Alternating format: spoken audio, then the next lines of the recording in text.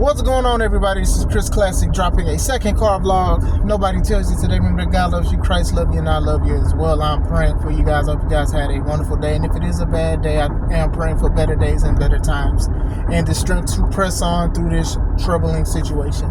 Make sure you subscribe to this channel, to Take It On Podcast, where I talk about professional wrestling topics. I interview wrestlers, and I'll put up my matches as classic out for a professional wrestler of 13 years. Make sure you check the playlist for all my matches that I have uploaded so far. Also, subscribe to C3 Ultimate Wrestling. That is me and my wife's professional wrestling company that we will be getting back August 30th at the 11th hour, Dyer, Indiana, right on the state line between Illinois and Indiana. Harold's private venue. Tickets are on sale on event right now. They're $5 off, but there'll be $5 more at the door. Bars. Now, remember we was talking about TKO. We was talking about them trying to save money by releases and doing other things and minimizing contracts. You know, each day we just hear more stuff about the R-Truth situation. Now they're saying that R-Truth was going to be released. They knew that this release was coming months ago, but people like Cena and them, they was trying to have a case for it. That's why that feud happened. I don't know how true it is. It sounds right, but still, and I do think that they're not even done. Like I said, you're making a lot of money, you're successful, you're breaking gate, you're going to try to continue to save and accumulate more money. And it's a bad taste in a lot of people's mouth. But that's just how the business has been running. They are great businesses. You know, some people say if you have high morals, you probably won't have a successful business. I truly don't believe that. You know, there are some things that you do have to do and some decisions that you make people will not agree with. But still, it doesn't mean that you have to be a piece of crap. Not saying that TKO is, but it is what it is. So there's stuff talking about this stuff, about saving stuff. So now there are allegations that they are trying to break down Roman Reigns' contract, which is what, like $15 million a year.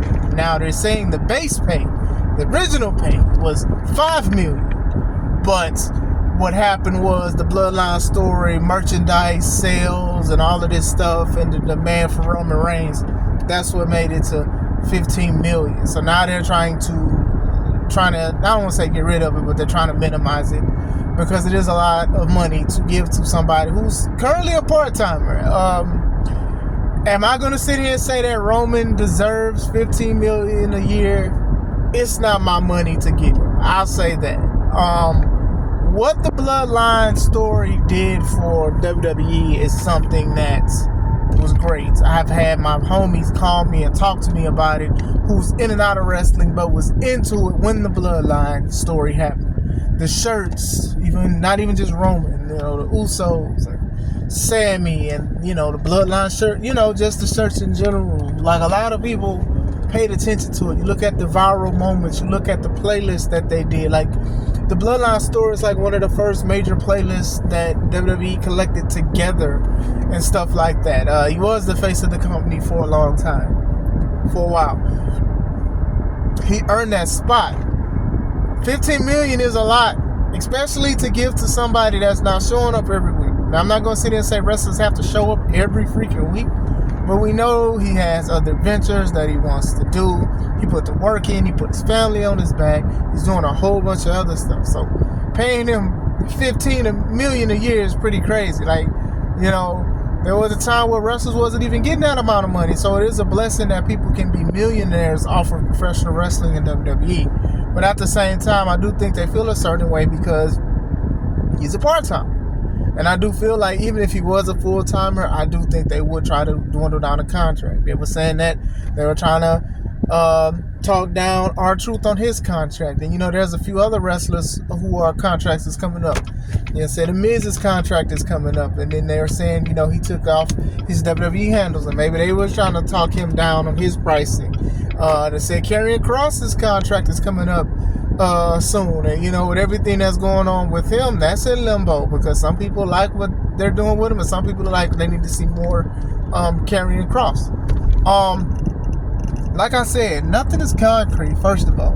But nothing is concrete even with these contracts. People be signing these $10 million 10-year contracts, $1 million a year. And WWE will probably compensate you some of that or give you all and then just cut you like that because they can do that. That's part of the contract and things like that. And I'm sure a lot of people don't read their contracts because that's a lot of money. You know, if you say, hey, you can get $10 million, all you got to do is sign this contract. There's so many people that'll sign that contract without reading. Straight up. That's why a lot of these artists and rappers and singers, they're in 360 deals. And what that is, for those who don't know, is you're supposed to get these people a certain album. Let's say you're supposed to get them 3 albums, right? So you get them 2. Now, if you don't give them that 3rd album, they can put in a play and a clause to where wherever you get money, if you decide to sell clothes, if you decide to sell food, if you decide to cook, they're going to get a pay of that until you give that 3rd album, because that is in the contract. So you will be working for them dudes or them people for a long time until you give them that contract, because that is part of it, because that's what you promised them. There's a lot of rappers, there's a lot of singers, there's a lot of people that is in something like that. You get what I'm saying? WWE ain't like that. They're like, hey, we gonna get you up out of there. We want you to get up out of there. Like I said, $15 million is a lot of money. That is a lot of money to be getting for a part-time. So I do see both sides. A lot of people know who Roman Reigns is. I think Roman Reigns is going to get ratings wherever he goes. Not saying he's leaving or anything like that, but that definitely is a lot of money. I know some people will probably be like, well, his cousin Dwayne will probably try to pull for him to keep his contract, but at the same time, The Rock is on board of TKO. He doesn't own TKO. And like I said, you're trying to save money while you're gaining money, so you can gain a lot of traction with that. So I do feel like other people's contracts was renegotiated possibly, and some are going and some are not. You know, like I said, know your worth sometimes, but sometimes people do want to take a pay cut. Maybe they feel like they have enough money in the bank and stuff like that, and maybe they want to do other things, and maybe they just want to show that they're loyal to the company. I think that WWE still goes on. Will it be a shocker if Roman leaves off of his contract? Of course it will be. But still, 15 mil.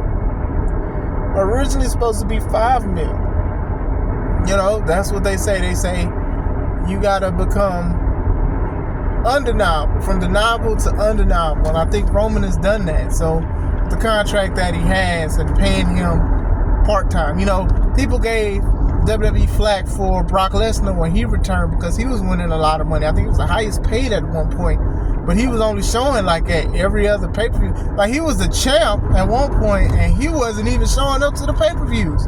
The pay-per-views would be other matches that had nothing to do with the world title, and they was giving him a lot of money then. So now they're probably feeling the same way now with Roman.